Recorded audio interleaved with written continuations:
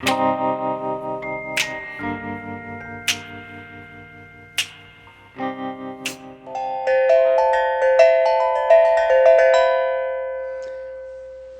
up, Instagram? It's Wednesday, May 20th. How about that? I hope everybody's doing well. I got some tea. Some tea. Just had dinner.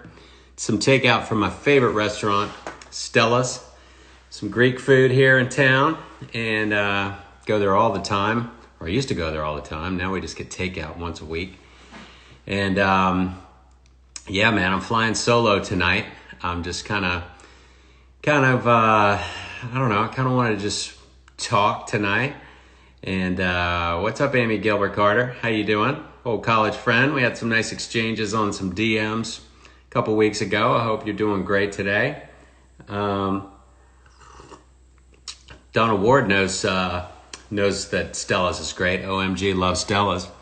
And yeah, so what I think I'm going to do, what's up, Shroomer? Amanda McCauley, Michael Higginbotham, old school Shroomer. Amanda, tell Tom I got his DM today about not having words crawl across my guests' faces. Yes, I can do Cleveland's voice. Hi, John Chalmers' daughter. So yeah, I think there's some setting. I've been trying to get YouTube to work on this thing, and not on this thing, but I've been trying to get YouTube Live set up because I want to switch over there because it's a little bit better, better looking format, I think. No offense, Instagram, don't cut me off. But what's up, Hobie Bowen? Hope Bone! Hobie and I got suspended in 7th grade. You can tell your kids about that. Yeah, so what I'm doing is I'm going to kind of recap. I've done 25 interviews since April 2nd. And you know what I think I'll do? What's up, Scott Sutton? I'm flying solo tonight, so I can kind of talk to people, but I want to recap all this, and I think there's a way that I can show some pictures here. So I'm going to just sort of talk about who I've interviewed. What's up, Tom Higgins? Love what you're doing, man. Always love what you do. Can't wait to burn down with you sometime soon. Yeah, so, all right. So I think I can show some pictures here. Now tell me, yeah, there's Dave Schools. Can everyone see Dave Schools? That's us a few years ago at the Collegiate Schools 100th anniversary party that we celebrated together. Dave and his high school band played. What's up, Rachel Fogelsong? And that's a picture from back then. But he was the first interview I did on Insta Live on April 2nd. And I just remember talking about Dave's journey from Richmond down to Athens, Georgia, where he was just a straight up musician dude. He always was, and he just followed that. And now he founded Widespread Panic, and that's one of the biggest touring bands of our time. And what a success he has been, and what a cool interview that was. And then shortly after that, I got in with my buddy Derek Holland, who is a big league pitcher. That's when he was with the Giants a couple years ago. But he talked about his journey and talked about, gutting it out and just taking the chances and the ups and downs of Major League Baseball, switching teams, etc. And then I jumped back into the comedy with my old buddy Rob Hubel, who I lived with in New York, and he talked about his journey, taking the leap from sort of an advertising background into comedy, and now he's got a lot of success. He's had a lot of success. He's got a great show, Medical Police, on Netflix, and so we had a great talk. And then Seth Green, who was my first famous friend ever, plays Chris Griffin on Family Guy, and we talked about. He was a kid actor, and he just had it in his blood all along. And he's been fortunate enough to only have acted. That's his only gig for his whole life. Of course, writing and producing too for Robot Chicken. And he's just a great dude and a great friend. And then the hilarious Jenny Johnson, who we talked about. She was a news director in Houston before she took the leap. She had big success on Twitter, and then just said, screw it, I'm going to go to LA and be funny. And she's had a wonderful career out there. And then we talked to Chris Frangiola, who is another great friend. We met in the Judy Carter stand-up comedy workshop in 1990. He took the leap from his roots in New York City, and I guess his fan. I think he might have been an electrician for a little while, and took the leap and worked his ass off for a long time. And he's had great success with Chelsea Handler, and now he's on the show with David Spade. I can't remember the name of it. What's up, Amy Davies? And then the next day we talked to Adam Ray, who he's from Seattle, went to USC Film School, and then just started acting and started being freaking hilarious. And he's got a great podcast, the ALN, About Last Night podcast, which y'all should check out. Then who can forget my man Seth MacFarlane, pictured here at Hanna-Barbera back in the mid-90s. I had a terrible looking haircut, and we both had terrible looking jeans. And, Seth talked about it was frightening for him to move to LA when he was 24 or maybe 23. And, you leave everything you know behind and you go for it. And my God, nobody I know has hit it bigger than that guy. So, and he's still a great guy and a great friend. What's up, Kirsten Hauser from the Virginia area and living in LA now? I hope you're doing great today.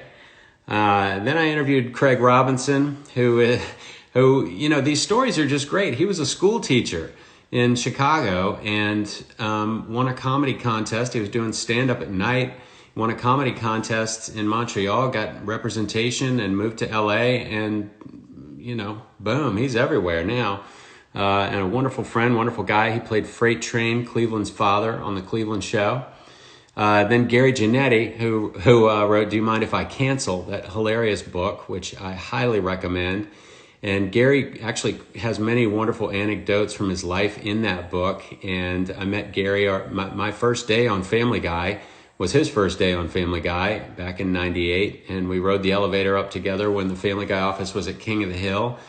And who knew that 22 years later, we would be doing Instagram lives together since the internet wasn't really full on back then.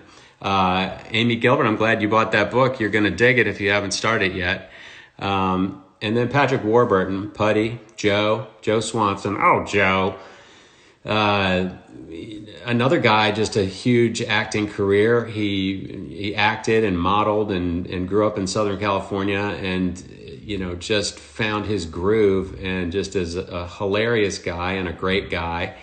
And then Jay Lee, what a great story he had, living in his car. Just drove out from St. Louis to LA, literally lived in his car while he was the receptionist at Family Guy. He would go work out at the gym across the street, and he would just sleep in his car in the gym parking lot and found his way. I think he said he got to LA and didn't know what to do, where to go. So he went to the Magic Johnson coffee shop. And he only went because it was Magic Johnson's coffee shop. He figured there'd be something going on there. And he found his way. Then after Jay Lee, I talked to John Viner, who is a very funny guy and one of my very good friends. He's a writer on Family Guy, does all the announcer voices. We now return to, that's John. But he grew up being a funny guy and did a lot of stand-up and wrote comedy and found his way and is crushing it now in Hollywood. And then jumped in and talked with Eric Stanley, who lives in Richmond, Virginia, and is the best vibe of just about anybody I know. He is such a positive guy. His electric violin is out of sight. It chills you to the bone. Hey, honey, I love you, baby. My wife just jumped on. And Eric is just so inspiring. He talked about his hard times and talked about dealing with some depression and just working through. And he dealt with that depression by just being positive and helping other people. And what a great lesson from him, and what a great time to use that lesson when so many people are having a very tough time right now. then jumped in with my friend Al Thompson, who is a very good friend of, I guess we met probably in 1996, 97. I think we met in 97 in New York City. We were in the same acting class. And Al has had a great career acting in movies and TV and a ton of commercials, and just a super good guy, and just is all about the hustle and working hard. And I think working hard is the common theme that we've been hearing with all of these things. Alex Sulkin, whoa, I'm sorry his picture's all blown up. That's Alec from his recent Instagram posts where he's imitating the mayor of Boston. He's imitating Andrew Cuomo. He just got a bunch of characters going. So please follow Alex Sulkin. But again, he's a lot of us just had that comedy bug early and followed it. And he runs the Family Guy Writers Room now after writing Ted and Ted 2 and A Million Ways to Die in the West. And is just a hilarious and great guy. And I was talking with Verdine White last night from Earth, Wind, and Fire. I'll get to him in a minute. But he talked about how cool it was for him to go into the Cleveland Show Writers Room. And, you know, these comedy rooms are kind of like all-star teams, if I may say. What's up, Peter Sackett? I saw your question earlier. I'll try to think of the 5 funniest jokes that I know or have heard. What's up, buddy? Hey, Bunt Young, my very good friend and cinematographer for everything I've ever shot. But yeah, the writers' rooms it's pretty much the funniest guy that you know from every town that has persevered and learned a craft and gotten into a writer's room. And it's just, it's really, really kind of magic. It's really fun being in those rooms because we rip each other up.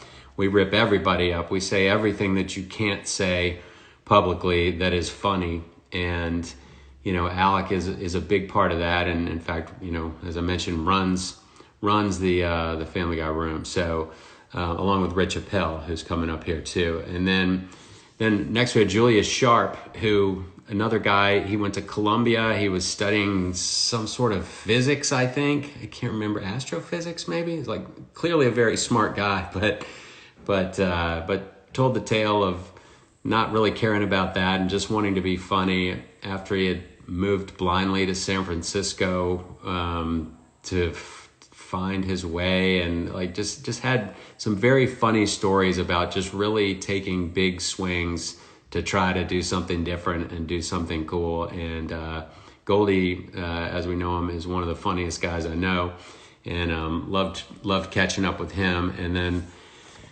Jamie Kennedy, man, talk about a live wire. This guy is a trip.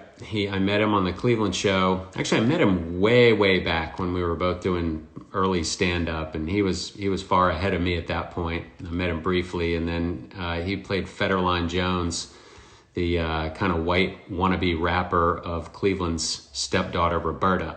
And Jamie's just great. And Jamie talked about he grew up in Philadelphia, and he never considered going to college. He got in his car and moved to LA and just lived on people's couches and, you know, crushed it, you know, little by little. He said he was going to give himself 10 years to make it. Most people say like a year or 2 years. He was going to give himself 10 years to make it, and, you know, crushed it with Scream and the Jamie Kennedy Experiment and Experiment or Experience. I can never remember, and I couldn't remember when I was talking to him. But great dude and a very funny dude and a very much an individual.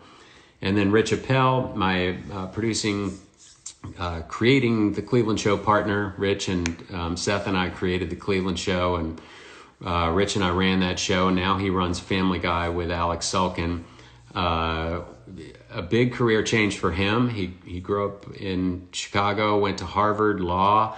I think he went to Harvard Law. I know he went to Harvard undergrad, and was a prosecutor in New York State, in New York City actually. And I remember, I'm not sure if he talked at the time, but when we spoke on here, but he was the third lead prosecutor in the original World Trade Center bombing. You know, remember when they tried to blow the thing up from the parking garage down below? he was either tasked with taking on that job or going out to LA and having a 6-week contract on The Simpsons. And he took the leap and did The Simpsons, and he has worked ever since. And it's one of those things about just taking the big old jump. What's up, Landon Knott? How you doing, man? Then after Rich, I had the pleasure of my only dual interview, which was Adrian Palicki and Scott Grimes. Adrian talked about growing up in Ohio and moving to New York briefly, and then busting it on out to LA, where she pretty quickly got acting work. I can't remember the name of the series right now, but we all know her best from Friday Night Lights, or I know her best from Friday Night Lights. And of course now she's on The Orville with Scott Grimes. They were married, I think their anniversary might have been yesterday. They got married a year ago in Austin, Texas. My wife Sarah and I were down there, had a blast. What's up, Andrew Krasny? I have not forgotten about you, my friend. I hope you're doing great. Met Andrew Krasny, who's on the tennis channel, I think. You do a lot of tennis stuff, a lot of interviews. And we met in Hawaii, which not going to be going to Hawaii this year, unfortunately, I don't think. But anyway, and Scott Grimes was a child actor. He was on Broadway. He was, started I believe in Philadelphia, did a bunch of local things, some commercials. And I think he and Seth Green were actually popping at the same time as kid actors there. And then Scott came out to LA and had great success, all kinds of stuff. Band of Brothers, Party of Five. He's on American Dad as Steve Smith, the voice. He was on ER for a long time. Done a ton of stuff. Great guy. And very happy that these two have found happiness with each other.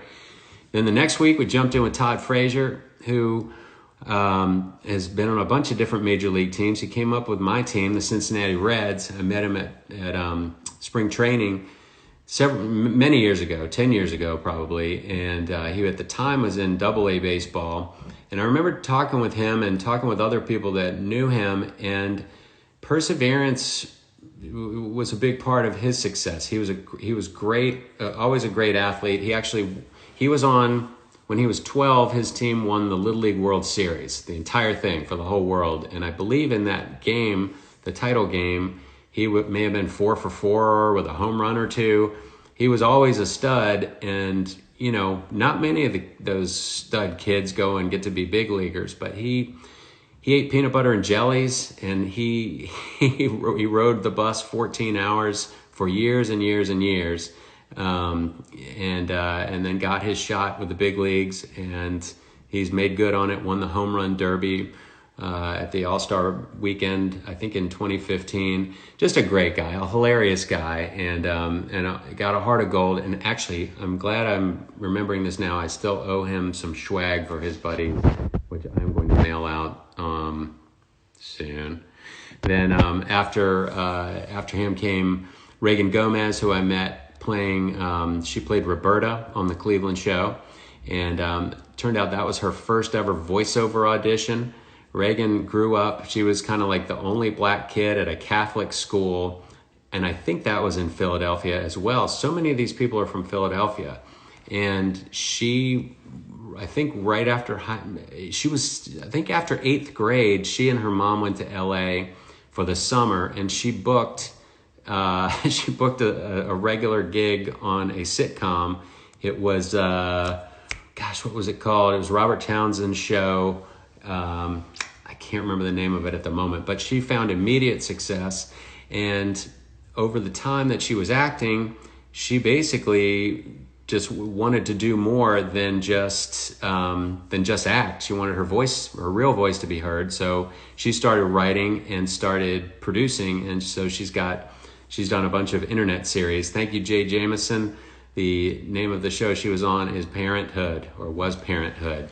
And Reagan is just a great lady, and it was very cool hearing about how acting wasn't enough for her, and she wanted to really be heard. And then Caravallo, who is the executive producer of Family Guy, American Dad, and Cosmos, talked about her journey from Philadelphia. Once again, she grew up loving sports, and she was an ice skater and did all kinds of cool things, but loved to animate. And she went to school in New York and made her own animation, but then decided that she really just wanted to produce animation. And so she learned a lot about taking care of taking care of directors and helping them realize their vision. And that's what she is doing for Seth right now, and has been for almost 20 years on Family Guy. And Kara's just a great lady and a great friend, and really enjoyed talking with her. And then my buddy Al, my pal Al Franken, jumped on, and I've known Al for about 6 months, and we've become very good friends. We are, both I think entertain each other very much, and maybe one day soon I'll be able to talk about maybe something that we might be working on together. But Al Franken is just a wonderful, great guy. And then 2 nights ago, actually this picture was from 2009, but Daryl Hall and John Oates, I had John Oates on Monday night. John was kind enough to give me that guitar that you see in that picture. That was right after a show that they did in LA, and it's right after they had done a gig on the Cleveland show, being Angel Daryl Hall and Devil John Oates over Cleveland's shoulders. But John just talked about not caring about the fame and just loving the music. And he talked about the early days of MTV and how they just thought it was kind of silly. All of us of a certain age remember them as one of the breakout acts, or one of the acts that was always on MTV, which certainly elevated their careers. But he's just, just a super guy, and a great, obviously, musician and songwriter, and just loves the art, and that's what he is in it for. And then last night I had another friend of mine, Verdine White from Earth, Wind & Fire, on here. He and his brother Maurice and Philip Bailey were sort of the most notable guys in Earth, Wind & Fire. And Maurice and Philip are still out on tour along with Ralph Johnson, and seen them many times. And, Verdine just talked about the music and about calm and about love and about positivity. We talked a little bit about meditation, and, Verdine is just the coolest guy, the nicest guy. And, it's been thrilling for me to meet all of these people, especially the ones that I sort of, worshipped growing up. I didn't really worship them, but I'm still a huge fan of like Earth, Wind & Fire, Hall & Oates, and you end up meeting these people, and they're cool. And you kind of get over real quick when you're talking to somebody that is cool. You kind of forget that they're famous while you're talking to them. And it's just really awesome to connect on a human level with a lot of these guys. So, so that was really cool. And here's tonight's pick. That's me. And I do all those voices in that picture. And I just sort of composited that so Al Franken could post it up on his social media the night he was coming on. And now I'm just going to go back to me if I can figure out how to get back to just me. How do I get out of here? And there we go. Hey, so that was a nice review. I've done 25 interviews since April 2nd, and it's been pretty cool. So I think I'm going to take a break from these. This isn't like Letterman signing off after 25 years or whatever, but it is. I've been enjoying the heck out of this, and but I feel like I need to take a break. And all of these interviews are actually archived on my YouTube channel, which I've just sort of assembled with the help of my good friend Lane Maloney, who's been putting all these things up. All of the interviews except for John Oates and Verdine White are up there so far. The link is in my bio, or if you go on YouTube and search Mike Henry Show, I think is the easiest way to get to it. But I think, and I know these few will be up there as well in the next day or two. But what I want to do is take a break from this. I want to watch them all. I really enjoy this. I want to continue to do something like this. Maybe do a podcast, do a talk show at some point. And I want to sort of boil down the essence of all these things. I want to take a little time and study up on them, see what I do well. And I'm sure I stutter a lot or say a lot or do some, nervous things that I don't recognize. So I want to go to school on it a little bit. And I have been actively researching the YouTube Live. So I'm probably going to switch over to that at some point.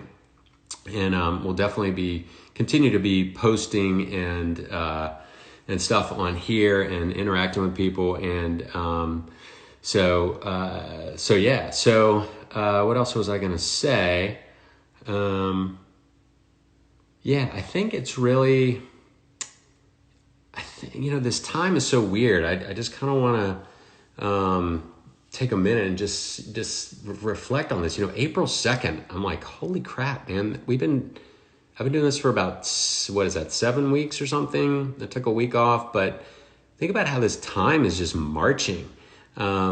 March the 12th, I think. Yeah, March 12th, my wife Sarah and I were just talking about, that's the last time we went out to dinner. And we went to Stella's here in Richmond after we had come back a day early from LA because they had just called off the NBA on March 11th, that they, whatever team it was, the teams walked off the court. And then this all got kind of really real then for me. I don't know about anyone else, but, and then baseball season's called off. The kids aren't going back to school after spring break. It's just surreal, but think about it. It's been going on for over 2 months now. It's like, since March, at least here in Virginia, like March 13th is about when it was time. Yes, Zach Johnson, go Reds. I love the Reds, who are poised to be so good this year. They were all ready. So let's see. But yeah, March Madness, Donald Ward. Yeah, March Madness being called off made it real. Life has changed. Life is really different, and I've talked about that with probably every one of these guests, and certainly all my friends and people that I've been catching up with on Zoom and FaceTiming and things like that. But I feel so fortunate to be in a nice home, and our very real.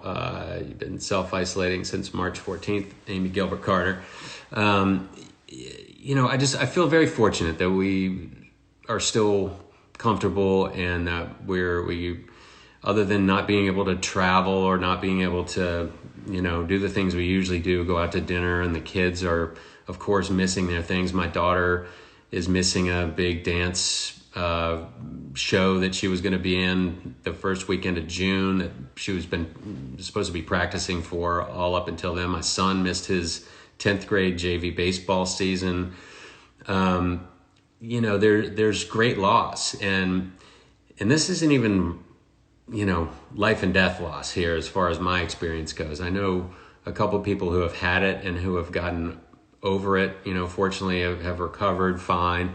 And it's kind of easy for me to sit here and say, let's stay positive, and let's say, what can you do today? Is it something that I've been saying over and over? And, but I think really the bottom line is, I've just sort of realized that I was doing stuff before this that I just don't even need to go back to, like just silly things. And, I just travel things, or, watching, I'm probably not going to watch as many sports when they come back on. And that's just sort of frivolous stuff, but it's really boiled down to family time and what's really important, and doing what we can to help anybody that needs it in any way.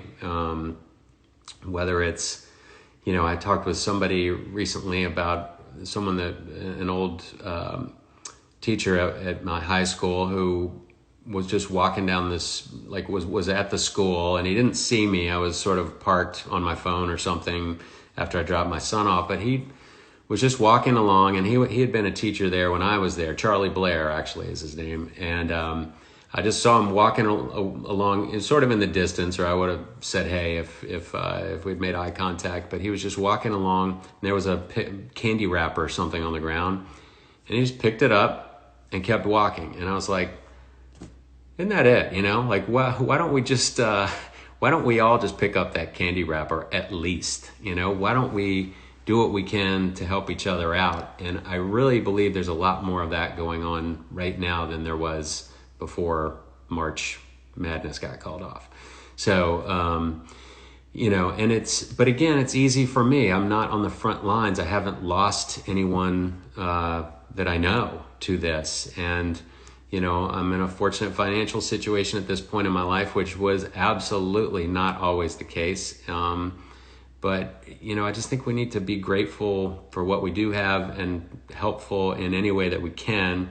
And, you know, that's kind of my message right now. It's not necessarily what I'm known for as far as playing crazy characters on Family Guy or the kicked in the nuts guy or any of that stuff, which tune into that YouTube channel. You can see a bunch of stuff from the Cleveland show and some behind the scenes stuff of Family Guy. You can see me singing as Herbert at Carnegie Hall as Family Guy. It's on that YouTube channel. The YouTube channel is in my link, so check that out. And yeah, man, love you too, Amanda McCauley. Yeah, so that's it. So let's all go out and just love each other and be good and be cool and keep posting, keep DMing, all that stuff. Keep BMing. I'm gonna BM every day. There you go. There's a shit joke for everybody. Anyway, I think that's about it for now. Please, everybody be cool, help each other out, and check out that link in my bio to the YouTube stuff. And everybody be cool. God bless. Take care. Much love. Peace out.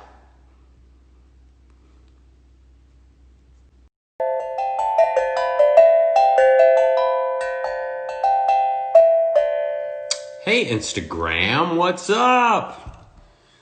It's Tuesday in